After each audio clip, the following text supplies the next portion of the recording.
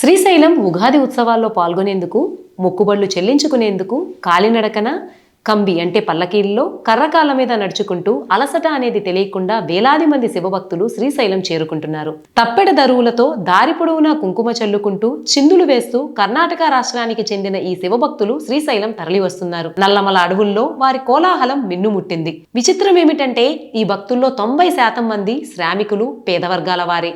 ఆంధ్రప్రదేశ్ శ్రీశైల మహాక్షేత్రంలో ఉగాది ఉత్సవాలు ఘనంగా జరుగుతాయి. ఈ ఉత్సవాల్లో పాల్గొనేందుకు కర్ణాటక నుండి వేలాది మంది భక్తులు పాదయాత్రగా తరలివస్తారు. మార్చి 16 నుంచి 20 మధ్య జరిగే ఈ ఉత్సవాల్లో భాగంగా భ్రమరాంబికాదేవిని తమ ఆడపడుచుగా భావిస్తూ చీరసారెలు సమర్పించేందుకు కర్ణాటక, మహారాష్ట్రల నుంచి భక్తులు నల్లమల అడవి మార్గంలో కాలినడకన క్షేత్రానికి చేరుకుంటున్నారు. మండుటెండలో నల్లమల అడవిలో ఎదురయ్యే కొండలు, గుట్టలు, లోయలు లెక్క చేయకుండా భక్తులు వందల కిలోమీటర్లు నడిచి వస్తున్నారు.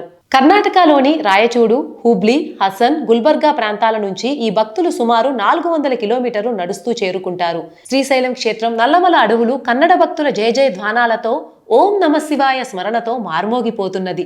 కొందరు భక్తులు తనకంటే పొడవైన కర్రకాళ్ల మీద వచ్చి మరీ మొక్కులు చెల్లించుకుంటున్నారు. వందలాది కిలోమీటర్లు నడుచుకుంటూ నల్లమల అడవుల్లో వృద్ధులు, మహిళలు, చంటి పిల్లల తల్లులు సైతం పాదయాత్ర చేసుకుంటూ తరలి వస్తున్నారు. వీరి కోసం మహారాష్ట్రకు చెందిన ఒక ట్రస్టు అడవిలో భోజన ఏర్పాట్లు చేసింది. ఇంట్లో జబ్బు పడిన వారికి ఆరోగ్యం మెరుగైతే శ్రీశైలం వస్తామని మొక్కుకుని వస్తుంటారు. ఈ ఏడాది ఒక భక్తుడు మొక్కుబడితో పెంపుడు కుక్కకు జబ్బు నయమైందని కుక్కతో సహా పాదయాత్ర చేసుకుంటూ శ్రీశైలం చేరుకున్నాడు.